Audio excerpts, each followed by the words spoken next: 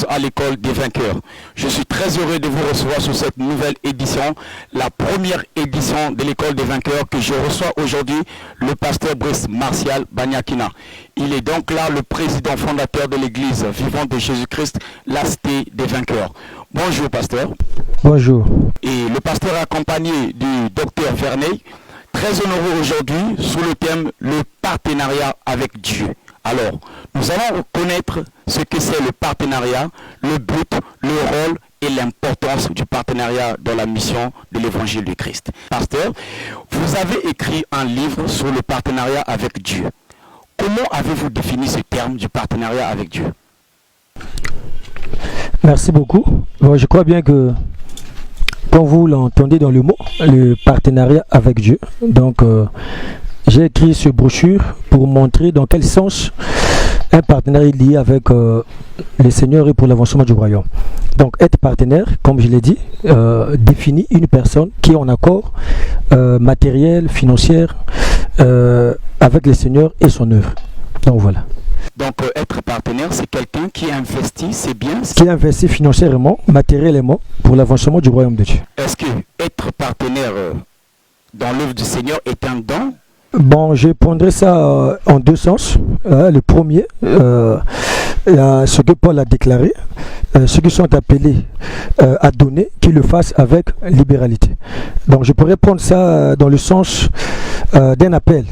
Et quand il y a un appel, ça veut dire qu'il y a un choix. Et quand il y a un choix, ça veut dire qu'il y a un don. Donc il y a des gens qui sont partenaires selon le don et l'appel qu'ils ont reçu de la part de Dieu. Mais hormis ça, nous avons un deuxième sens de partenaire. C'est ceux-là qui les font d'une manière naturelle. Ça veut dire qu'ils ont les compassions et qui ont le fardeau en fait de soutenir l'avancement du royaume financièrement comme matériellement.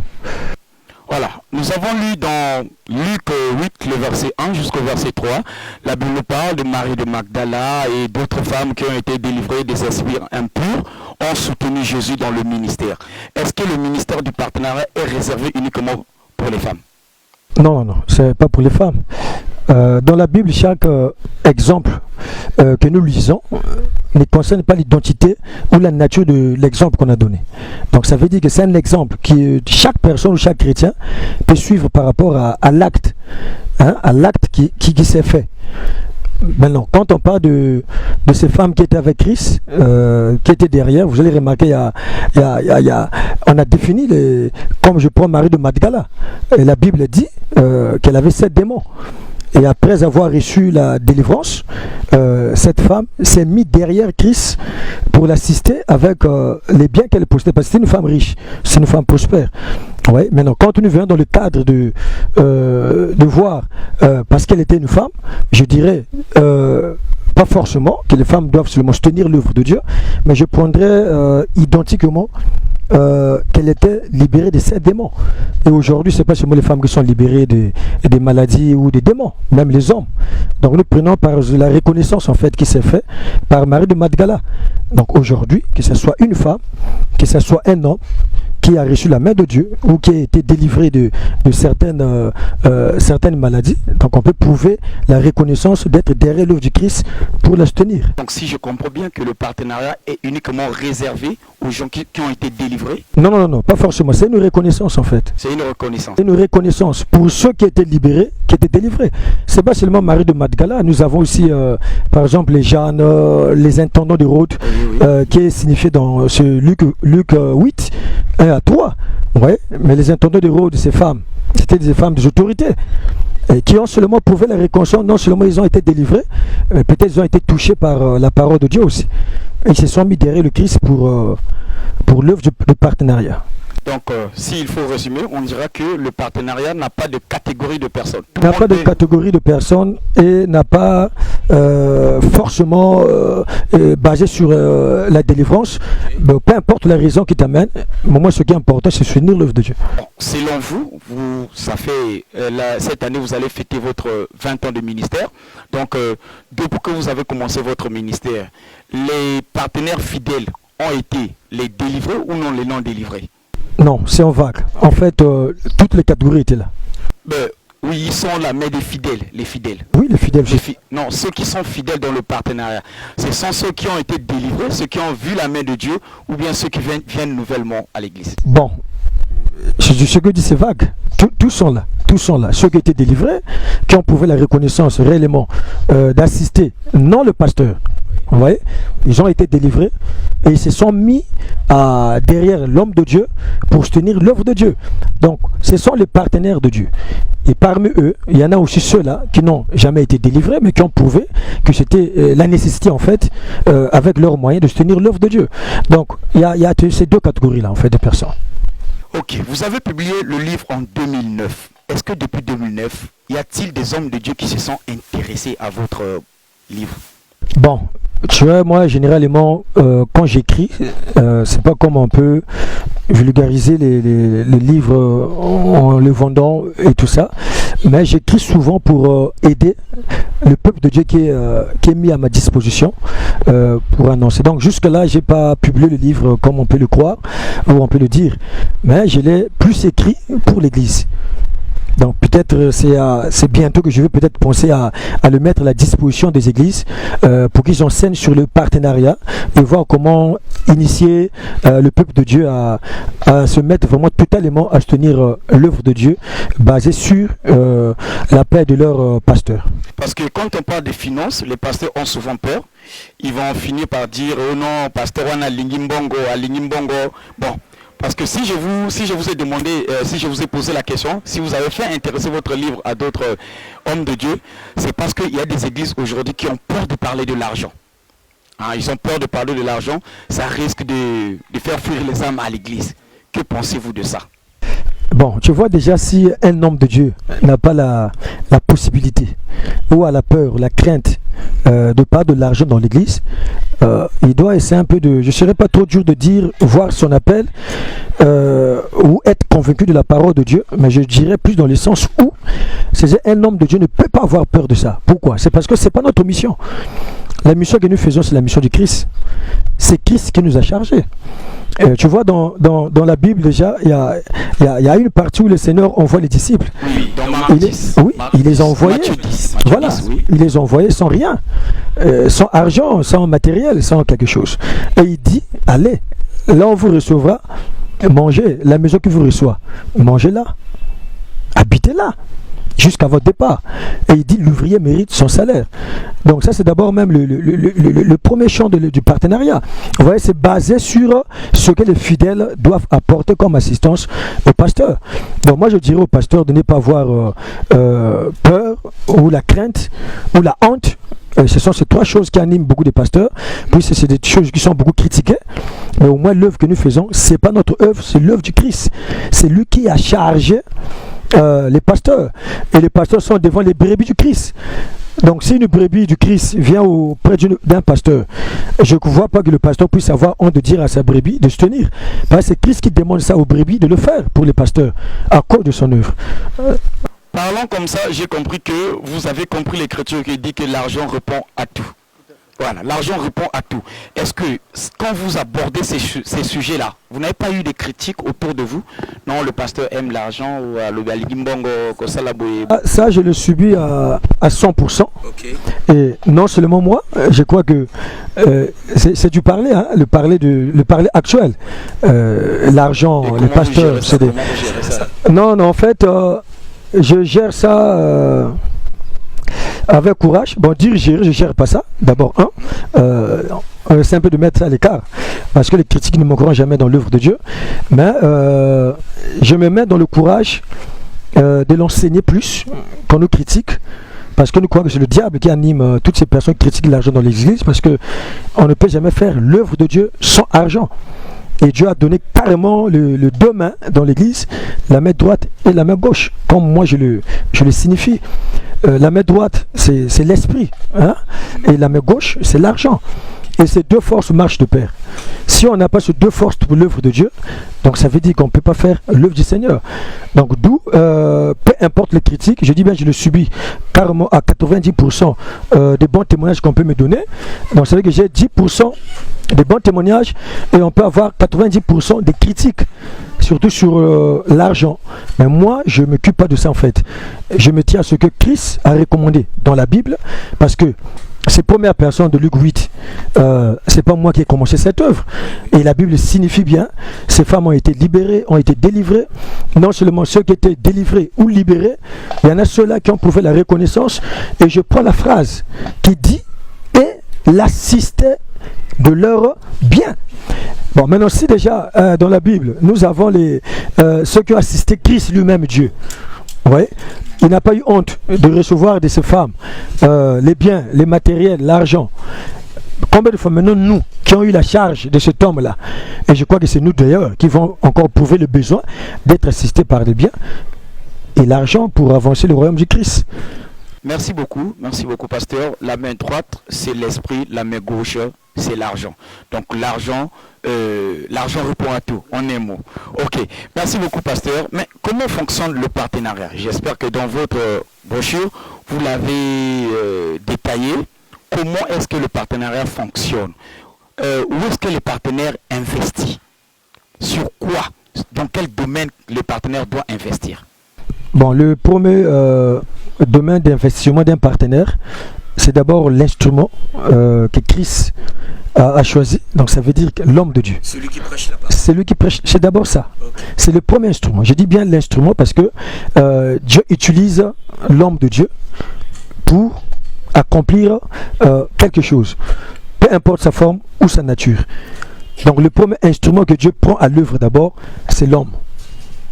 Si Dieu ne mange pas, mais l'homme mange. Vous voyez?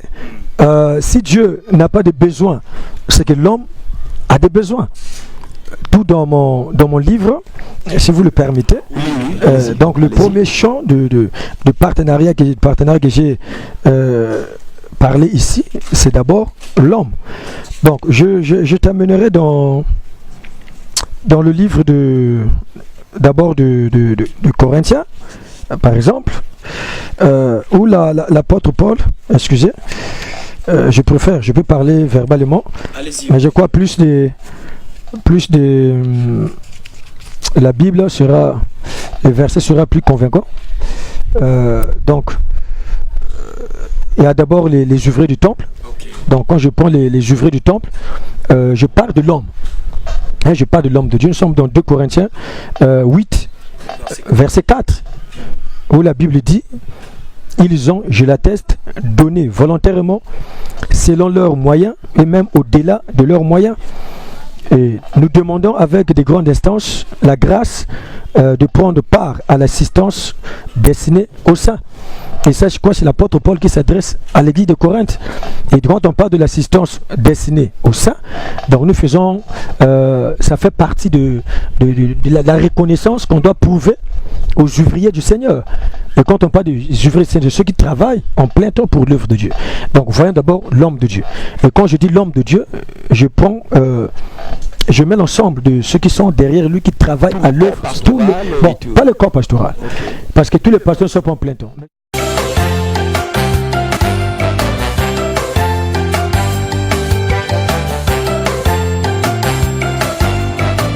Je pense ceux-là qui ont reçu mandat d'être totalement à l'œuvre de Dieu. Donc c'est nous qui devrions les tenir en fait, en disant. Donc le premier champ, c'est d'abord l'assistance que nous donnons au pasteur. Donc un partenaire dans l'église doit d'abord donner pour soutenir son pasteur. D'accord, c'est d'abord ça. Parce que sans lui, il n'y a pas l'évangile. Sans lui, il n'y a pas l'exercice de l'œuvre de Dieu. Sans lui, il n'y a pas la manifestation de Dieu. Bon, sans tabou, qu'est-ce que le pasteur va faire avec cet argent? Mais l'argent d'abord, c'est d'abord pour manger. Mais c'est d'abord pour manger. D'abord pour manger. Okay. Je veux chercher un verset. Oui. Vous voyez, quand on prend Matthieu 10, oui. 9 à 10, oui. La Bible dit: ne prenez ni or, okay. Ni argent, ni monnaie dans vos ceintures, ni sac pour le voyage, ni deux tuniques, ni souliers, ni bâton, car l'ouvrier mérite Christ. J'aimerais bien préciser. Okay. Christ, c'est Jésus qui a écrit Matthieu 10. Okay. Ce n'est même pas une lettre. Non, c'est Jésus qui a écrit. Il dit: l'ouvrier mérite ça. Non, il faut lire. Je peux te faire lire bien. Il dit sa sa nourriture. Voilà. Ouais, donc je crois que le premier champ de partenariat, le ventre d'abord de l'homme de Dieu. Okay. Maintenant, si les gens ont la crainte de le dire, c'est comme je disais tantôt à l'église, je crois la semaine qui vient de passer, c'est pas nous. Nous, on n'a pas écrit la Bible. Et si la Bible est inspirée de Dieu, et si l'écriture est écrite, ou cet évangile que nous lisons est écrit par Christ, qui est le sauveur de l'humanité, et si le peuple qui me suit croit réellement en Jésus-Christ, mais on ne doit pas le croire en partie, c'est lui qui a recommandé au pasteur de se nourrir sur le soutien des fidèles. Et si nos fidèles sont réellement de Jésus, la première des choses à faire, c'est soutenir les pasteurs qui ont reçu mandat de faire l'œuvre de leur maître. Et en ce moment-là, on n'est ni voleur, on n'est ni escroc, mais nous méritons notre nourriture. Et il a bien dit, l'ouvrier mérite. Parce qu'aucun pasteur dans l'église a servi Dieu pour sa famille, ou a servi Dieu pour son père ou pour sa mère. Mais chaque pasteur dans l'église est d'abord qui? L'annonceur de la parole de Dieu. Exact. Pour le salut de quiconque qui croira en Jésus. Donc nous faisons l'œuvre du Christ. Vous voyez, on ne prêche pas notre nom, mais nous prêchons Jésus. Et c'est cet homme-là, Christ, qui a dit que l'ouvrier mérite sa nourriture. Donc le premier champ d'investissement d'un partenaire à l'œuvre, c'est d'abord penser à l'instrument que Christ a élevé au devant de tout le monde. Est-ce qu'on peut connaître qu'il y en a 2, 3, 4, 5? Oui, il y en a plusieurs. Oui, donnez-nous au moins 2. Bon, dans le deuxième, quand on prend la garantie de l'homme de Dieu d'abord, qui est le premier instrument, il est comme l'organisateur. Et le deuxième, nous rentrons dans le domaine de son action. Okay. Dans le domaine de son action, c'est comme les champs d'évangélisation. Ça veut dire que hormis sa personne, où on doit s'investir pour qu'il soit à l'aise, tranquille, et qu'il ne manque de rien pour l'œuvre de Dieu, nous passons à l'acte, ça veut dire à son œuvre. Okay. Ça veut dire que l'œuvre du pasteur, ouais, l'œuvre de l'instrument, c'est quoi? C'est annoncer la bonne nouvelle. Ça veut dire que sa vision doit être soutenue, sa vision doit être écoutée partout. Comme je voudrais signifier aussi une personne très importante qui a soutenu cette émission, M. Trésor Ogwango. C'est lui qui a fait que nous soyons ici aujourd'hui. C'est un bon partenaire, c'est lui qui a soutenu cette émission. Un grand merci à toi. Nous prions que Dieu vous bénisse pour l'œuvre que vous avez faite. Alors, vous avez dit que le deuxième volet où les partenaires doivent investir, c'est son travail, c'est-à-dire que l'évangélisation. À part la personne, son œuvre. Voilà, sa vision. Okay. Ce qu'il doit accomplir comme vision. Voilà, donc c'est dans ce sens. Vous voyez, quand on va dans le cadre là, je vais prendre l'exemple d'Élisée. Okay. Tu vois, Élisée, c'était un prophète majeur. Tu vois, dans son chemin, vous voyez déjà, la première chose qu'il demandait à la femme sunamite, c'était d'abord l'eau. Vous voyez, passer tout le temps, et la Bible a dit, il demandait de l'eau à cette femme. Vous savez, l'eau était comme étancher la soif de la route, le chemin qui était long à parcourir. Donc on peut prendre ça comme la nourriture, c'est-à-dire ça lui donnait la force de... Mais vous voyez que la sunamite ne s'est pas limitée à l'eau ou à nourrir l'homme de Dieu. Mais la sunamite a pensé au-delà de l'œuvre de l'homme de Dieu. Il a fait quoi? Il a construit une maison de telle manière que le temps qu'il sera, au lieu qu'il soit de passage, vous voyez, la maison servait à l'homme de Dieu dans son œuvre de se reposer un peu, prendre du souffle pour parcourir le chemin.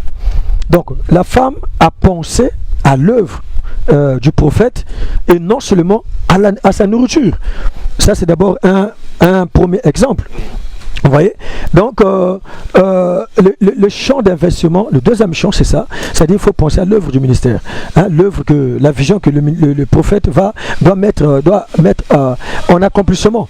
Si le prophète ou bien si l'homme de Dieu a des écoles, a des ordres. Non. En fait, c'est d'abord la vision. Okay. Chaque envoyé a...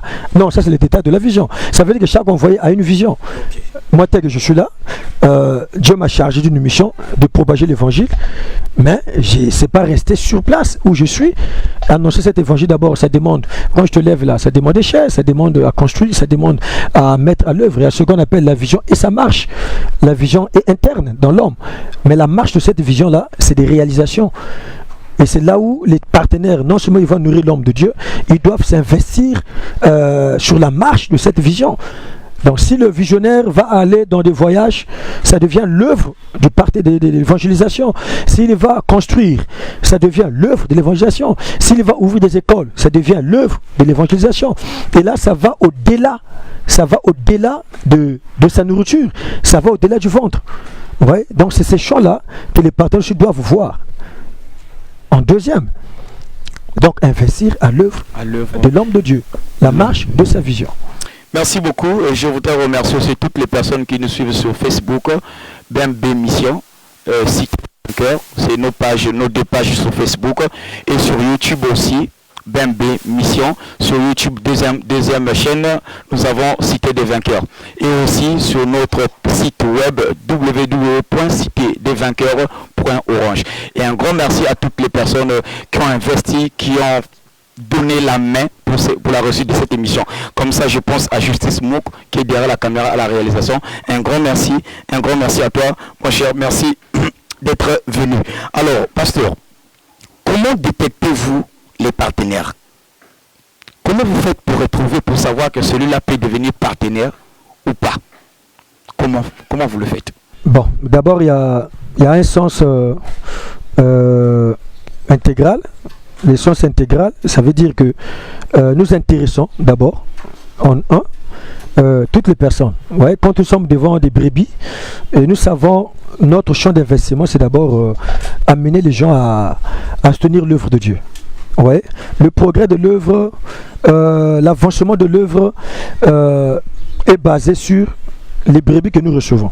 Donc je crois personnellement, je prends mon expérience, quand je reçois mes brebis à l'église, c'est d'abord les intéresser à soutenir l'œuvre de Dieu. Je pense de manière générale, donc intégrale. Donc je les intéresse tous. Et deuxièmement, j'essaie un peu de localiser les gens qui ont le sens de libéralité. Vous voyez? Je reviens sur Paul, dans Romains, qui dit « Ceux qui sont appelés à donner, qui le fassent avec libéralité. » Donc en tant qu'homme de Dieu, quand je regarde mes brebis, la manière qu'ils se comportent, la manière qu'ils agissent, je peux facilement localiser que ces enfants-là ont un don de libéralité ou un appel de libéralité.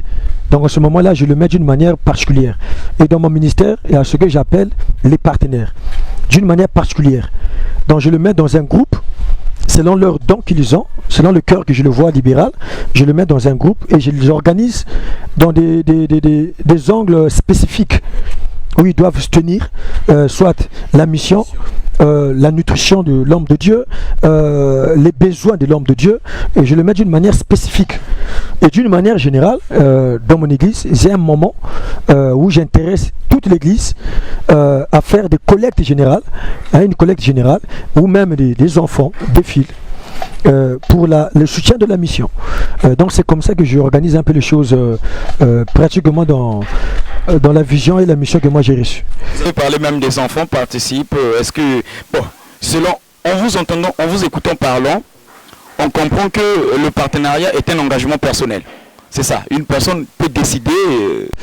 Non, il peut décider comme il ne peut pas. Même nous, en tant que pasteurs, on doit amener tout chrétien à être partenaire.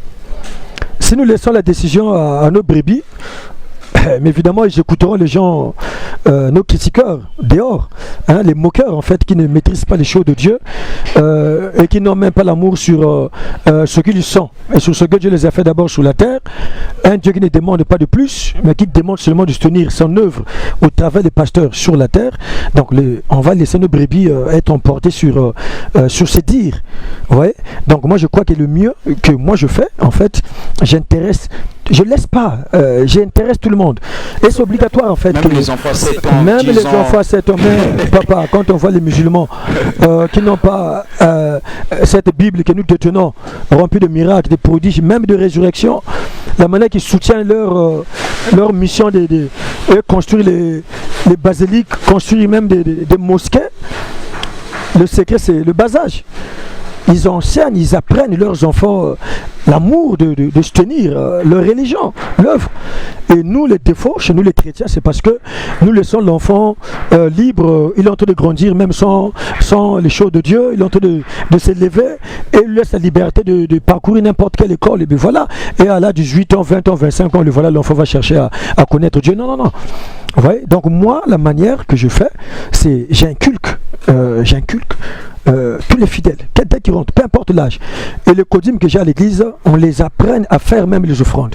Comme ça, dès qu'ils sont en train de grandir avec cette libéralité-là, on n'aura pas de problème, on n'aura pas à crier, et on n'aura pas à affronter l'idéologie que nous, les pitiés que nous avons aujourd'hui dans le monde, quand on voit la manière que les choses se critiquent, même par les chrétiens eux-mêmes. Ouais, donc ces choses doivent commencer et doivent s'imposer dans nos églises, même quand l'enfant est jeune. Ok. D'accord, merci beaucoup pasteur. Et alors, comment un partenaire peut-il s'aimer? Comment il peut donner? Comment? Il y a une manière de donner. Est-ce qu'il faut montrer devant tout le monde que c'est le temps de donner, ou ça se fait en secret? Bon, tu vois, pasteur, la parole de Dieu aujourd'hui est falsifiée, est mal comprise, mal organisée, parfois mal donnée par nous-mêmes les pasteurs. Vous comprenez? Tu vois, je prends l'exemple du Christ. Dans la Bible, je crois dans Luc, on nous parle des offrandes qui se passaient dans le temple. Ouais, et la Bible dit, les riches défilaient pour donner, et les pauvres aussi. Et parmi les pauvres, il y a une pauvre qui a marqué le cœur de Jésus. Vous voyez? Et la Bible dit qu'il défilait. Et comment est-ce que Christ a su et a remarqué que la pauvre avait donné que le 5 cycles qu'elle avait, tout ce qu'elle avait, et comment est-ce que Christ avait su que les riches défilaient pour les superflus? C'est que cela a été vu et connu de tous. D'abord, cette manière. Ouais, donc aujourd'hui, ce n'est pas un tabou, ce n'est pas aussi un problème.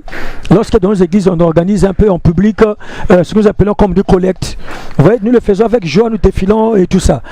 C'est pas interdit. Vous voyez, moi par exemple, je t'ai dit mon expérience, évidemment, dans ma marche sur l'assistance au partenariat, j'ai une semaine spéciale par mois où toute l'église et les enfants, nous défilons en public et nous venons remettre tout ce que nous avons devant le terre de Dieu, comme Christ l'assistait.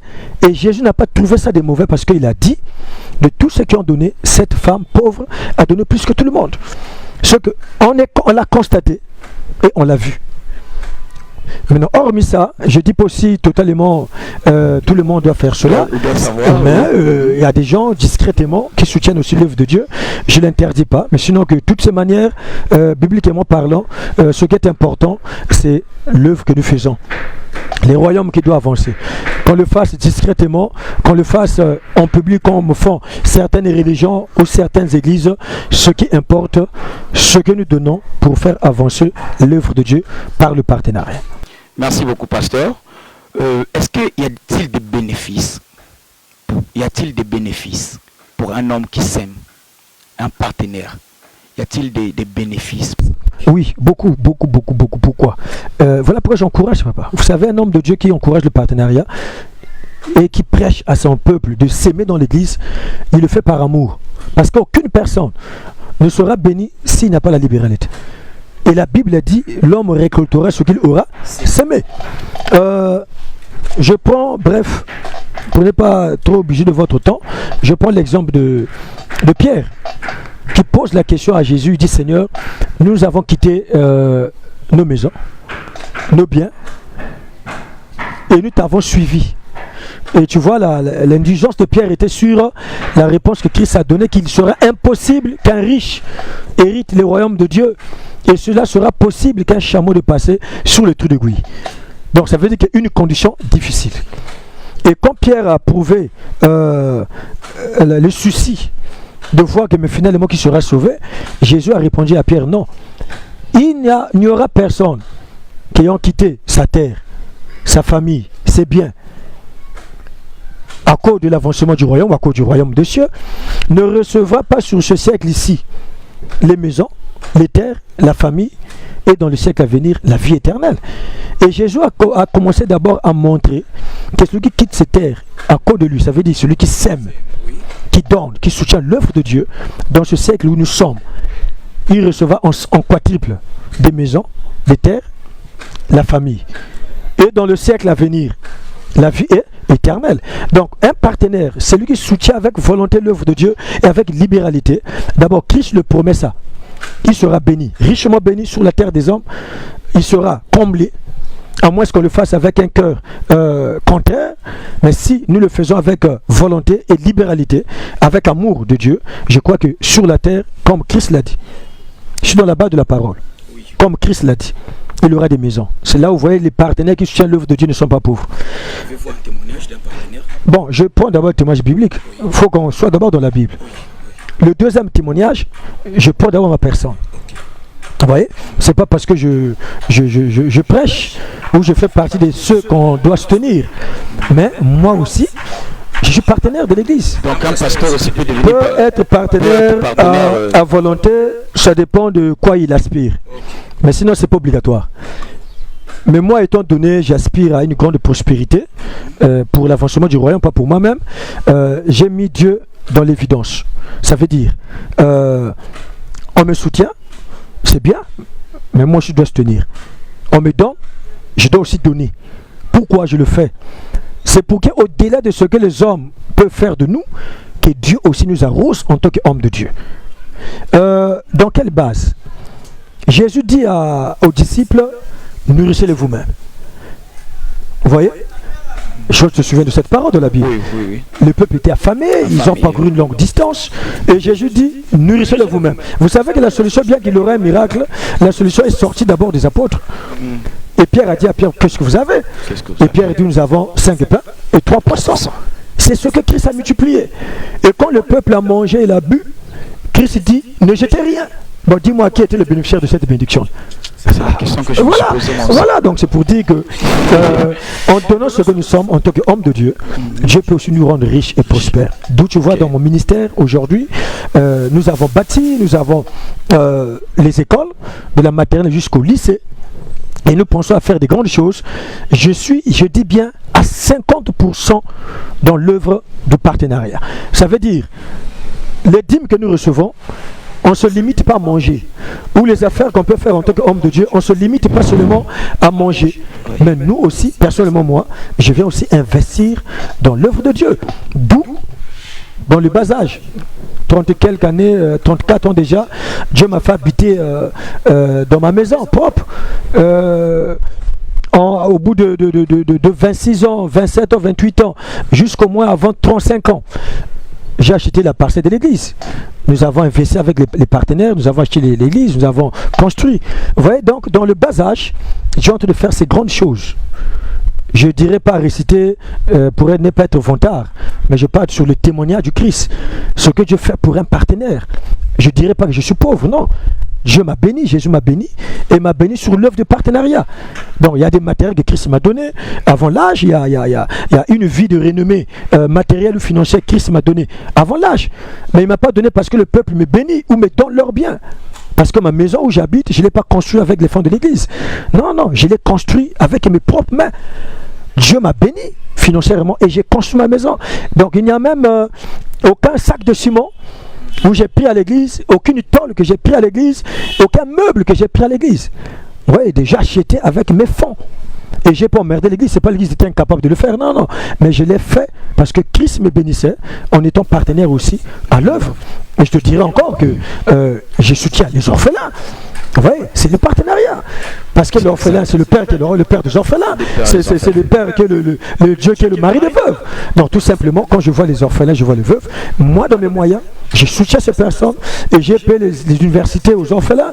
J'ai pris les orphelins de bas âge jusqu'à l'université. Aujourd'hui, certains travaillent et tout ça. Et quand Dieu voit ça, il fait quoi à l'homme de Dieu? Il bénit l'homme de Dieu au-delà même de ce qu'il peut faire à son fidèle. Pourquoi? Parce qu'on est partenaire. Et non seulement ça, je reviens dans la Bible. La femme, la veuve qui a nourri Élie, la veuve de Sarepta. Vous voyez? Oui. Dieu a dit, j'ai préparé une veuve pour te nourrir. Et si Dieu prépare une veuve pour nourrir, la veuve là devient qui? Elle devient partenaire d'Élie. Et quand Élie est venu, il dit à la veuve, donne-moi d'abord que je mange et ensuite, toi et ta enfant, vous mangerez. Et quand Élie a mangé le pain de la veuve, il a bu l'eau de la veuve, il a dit à la veuve, l'huile et la farine ne manquera jamais dans ta maison. Et c'est ce qui s'est fait dans la maison de la veuve, jusqu'à la fin de la famine. Donc chaque personne qui soutient l'œuvre de Dieu, chaque partenaire qui donne, même si aujourd'hui tu fais l'œuvre de Dieu et tu ne vois pas clair, moi j'affirme et je prophétise à celui qui me suit en tant que partenaire, Dieu finira par le bénir. Amen. Hein? Et les gens qui ont fait que cette émission-là existe, qui ont investi, Dieu les bénira aussi. Amen. Dieu les Amen. bénira, papa. Amen. Amen. Nous, on ne connaît pas le Dieu que nous servons. Amen. Voilà. Amen. Merci beaucoup. Il y en a beaucoup de témoignages dans la Bible de partenaires que Dieu a bénis. Je crois que mes amis hommes de Dieu continueront les chants. Voilà. Amen. Sinon que si on parle de tous les témoignages ici, on passe toute l'émission à regarder les témoignages des partenaires. Mais sinon, il y en a beaucoup. Amen. Même dans mon ministère, il y a des gens que Dieu a bénis, qui l'a rendu prospère, qui n'étaient rien, mais à cause de l'œuvre que nous avons fait. En fait, on a bâti le temple en 8 ans. Oui. On a construit les écoles. Donc, il y a des gens qui sont investis pour réaliser toutes ces choses. Donc, aujourd'hui, c'est des grands témoignages chez ces partenaires qui n'étaient rien, qui s'abritent dans les maisons, qui ont construit le temple. Aujourd'hui, ce n'est pas des propriétaires des maisons, c'est des propriétaires des grandes affaires. Vous voyez tout ça. Merci beaucoup, pasteur. Je rappelle encore que le pasteur Brice Marcel Banyakina, il a reçu l'appel en 1996 et l'appel au ministère en 1999. Donc il est là, le père fondateur de l'église vivante de Jésus-Christ, la cité des vainqueurs. Donc il fête ses 20 ans de ministère en octobre 2019. Restez scotchés avec nous et on se retrouve juste après. Merci.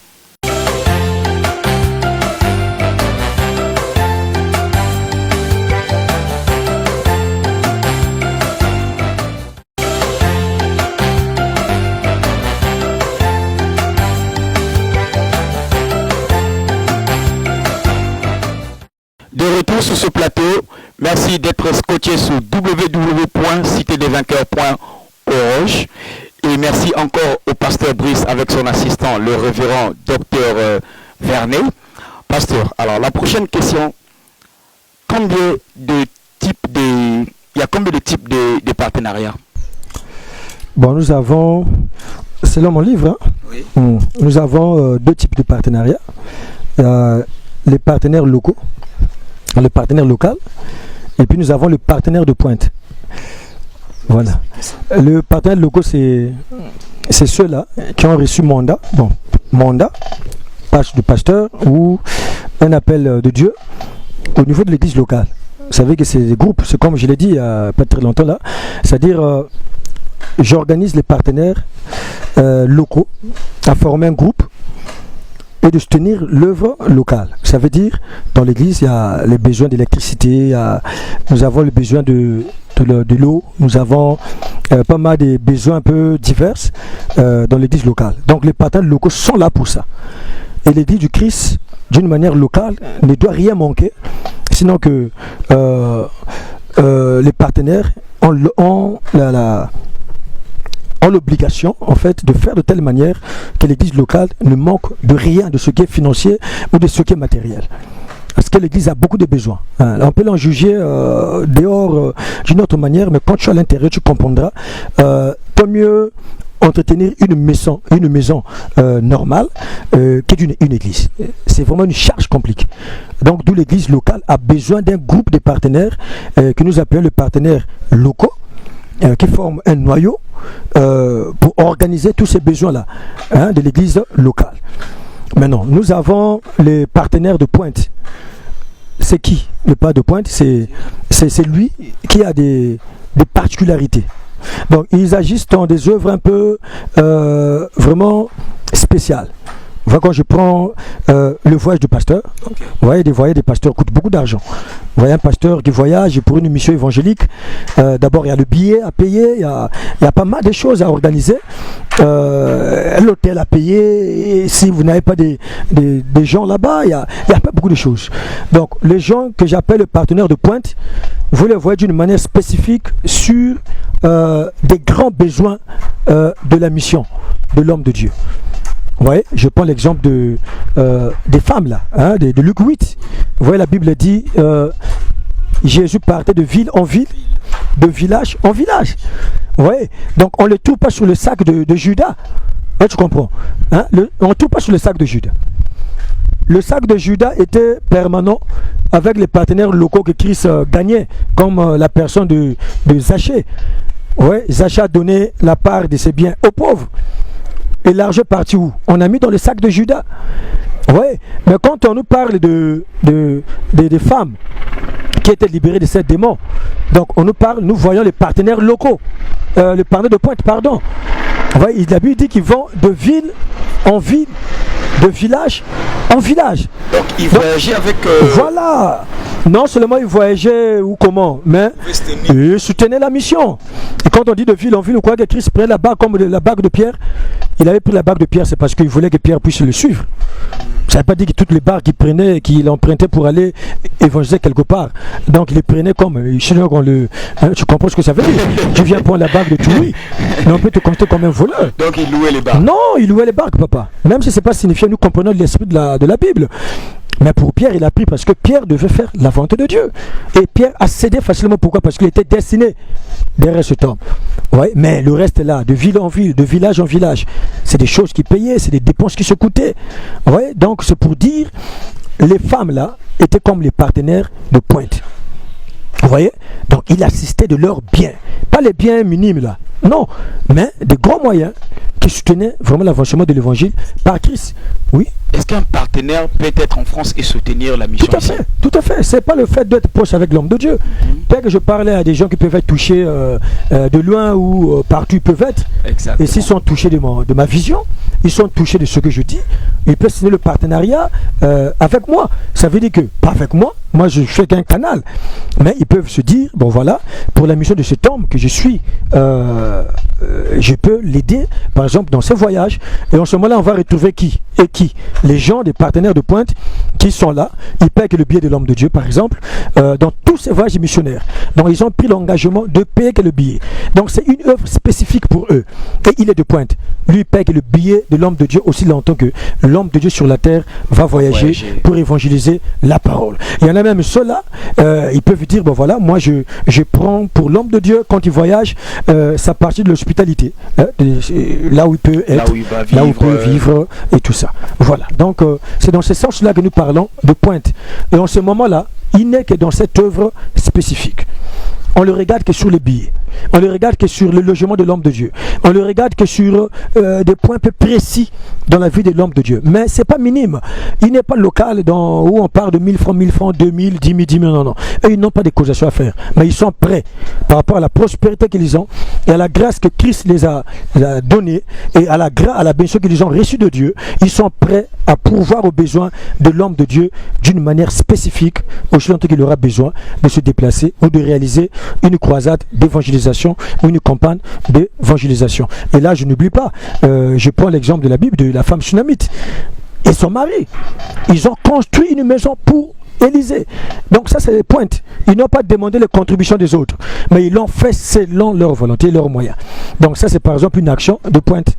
Donc voilà ces deux catégories de partenaires que j'organise et que j'ai bien mentionné dans la Bible, dans mon livre que j'ai écrit sur le partenariat avec Dieu. Oui. Donc voilà, là où se situent les deux dimensions des partenaires. Ok, d'accord, merci beaucoup, pasteur, merci de nous éclaircir, merci de nous donner la lumière en ce qui concerne le partenariat avec Dieu. Je rappelle que vous avez écrit ce livre en 2009. Waouh! Alors, pasteur, avez-vous déjà les témoignages, c'est-à-dire que les matériels ou encore les choses qui certifient que vous avez vraiment ce mandat ou encore ce mandat du partenariat? Des choses matérielles. Est-ce qu'il y a des choses que vous avez déjà bâties à travers ce partenariat? Oui, tout à fait. Quand j'ai commencé l'œuvre, je n'avais rien. J'ai commencé l'œuvre ici, là où nous sommes, dans ce même lieu. C'était pas notre propriété, par exemple. On n'était pas même locataire, sinon que c'était quelqu'un qui a eu pitié de l'église. Et nous avons débuté avec quelques personnes, moins de 10 personnes. Et dans l'œuvre, nous avons réalisé, nous avons d'abord acheté l'endroit où nous sommes. C'est carrément sur l'étendue de 3 parcelles que nous sommes.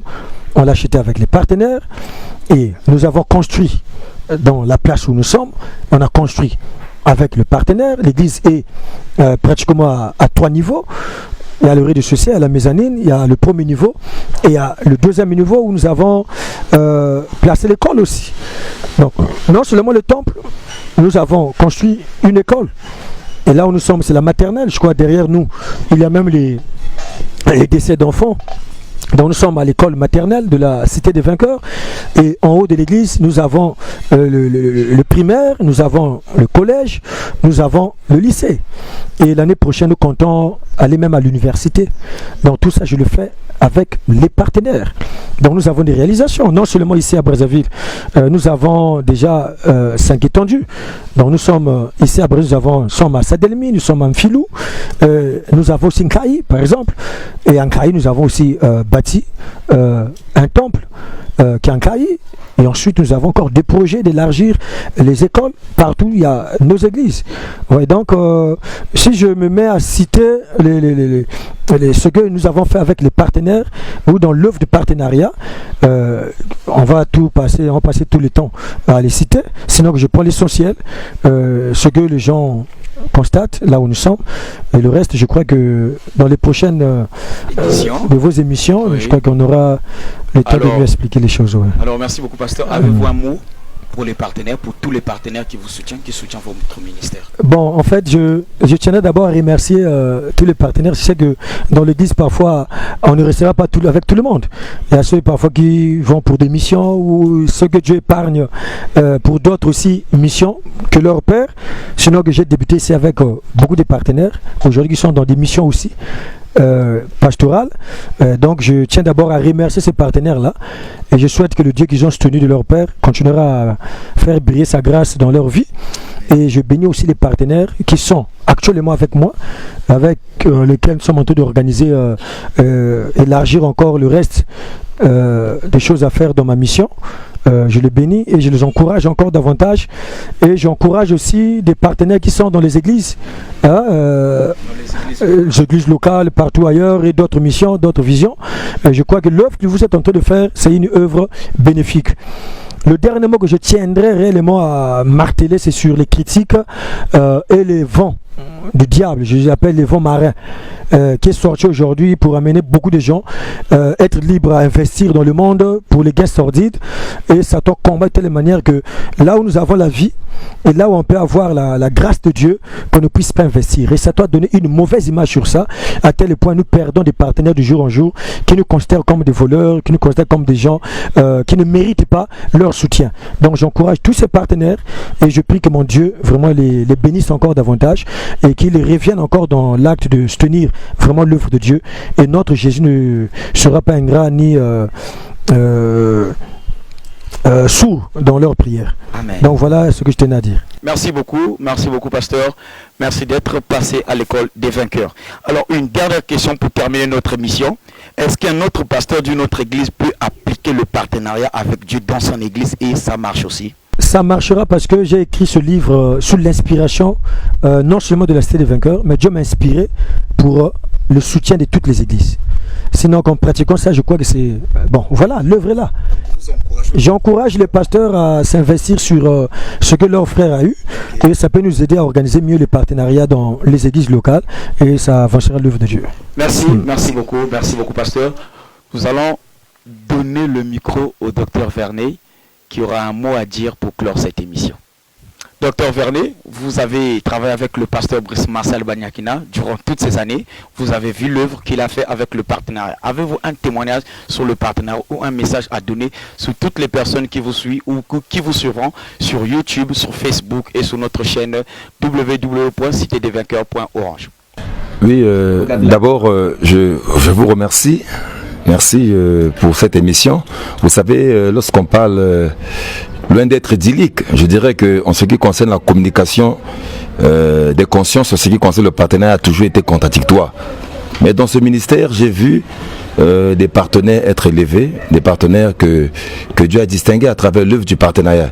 Des gens qui sont venus sans argent, des gens qui sont venus sans argent, des gens qui sont venus sans argent, mais avec un esprit de sacrifice, qui aujourd'hui ont construit des maisons, qui aujourd'hui sont devenus des grands hommes d'affaires. Donc je je vais plus encourager celui ou celle qui me suit actuellement pour leur dire ceci. Vous savez, quand on lit Hébreux 6, verset 10, il y a une précision, la Bible dit ceci: Dieu n'est pas injuste pour oublier vos bienfaits, et on a bien précisé, ayant rendu et en rendant encore. Donc je vais tout simplement leur dire de continuer dans cette œuvre de partenariat, de ne pas se fatiguer, parce que Dieu est juste. Et aussi, la Bible dit encore dans Galates 6, verset 9, que nous ne devons pas nous lasser de faire du bien, car au temps convenable, nous allons moissonner si nous ne nous relâchons pas. Donc, que les partenaires continuent leur œuvre, et je crois que notre Dieu est fidèle, surtout le Dieu du pasteur Brice, parce que je parle de lui, puisque j'ai vu comment Dieu a impacté les gens financièrement à travers leur œuvre de partenariat. Merci beaucoup, Dr Vernet. Un grand merci à toutes les personnes qui nous ont suivis. Là, je vois déjà le Dr Herman derrière la caméra qui est venu pour soutenir l'œuvre. Je vois déjà Caprice Moya. Je vois tout le monde est là. Et je vois le directeur, la personne qui a produit cette émission. En tout cas, merci beaucoup, Monsieur Trésor. Chapeau. Que Dieu vous bénisse, que le Dieu vous soit favorable. En tout cas, continuez comme ça, comme vient de le dire le pasteur Brice Martial. Dieu n'est pas injuste. Il va pourvoir à tous vos besoins. Et encore, pasteur, un dernier mot pour clore l'émission. Pasteur Brice, un dernier mot pour clore cette émission. Bon, le dernier mot... Pour clore vraiment l'émission, parce qu'on a dit, on a dit clore 2 fois. Première fois, 2 fois, puis 3 fois. On va vraiment clore. Bon, mon dernier mot, c'est encourager seulement les partenaires. Hein. Je crois que l'œuvre que nous sommes en train de faire, c'est une œuvre difficile, qui est remplie de combats.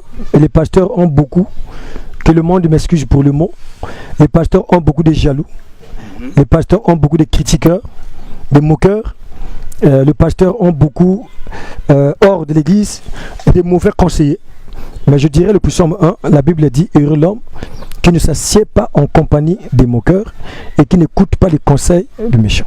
Donc je vais encourager les partenaires beaucoup à s'investir et ne pas écouter le monde d'aujourd'hui, le monde actuel qui est en train de vouloir détruire l'église financièrement pour qu'on n'avance pas. Comme je l'ai dit, nous avançons avec la main droite et avec la main gauche.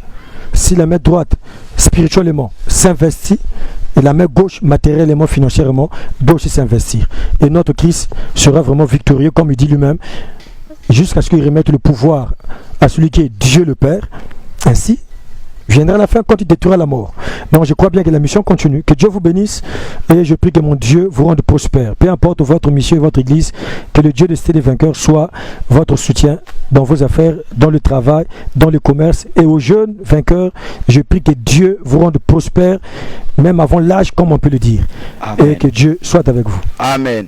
Un grand merci à toutes les personnes qui nous ont envoyé les messages pour soutenir l'émission. Je vois ici, Dan Lucie là-haut, il est connecté pour voir l'émission. Je vois encore Sarah Astrid qui suit cette émission en direct là-bas à la maison. Un grand merci à vous tous. Merci pour votre soutien et merci à Justice Mouk. Merci pour la réalisation, mon frère. Les images sont trop chic.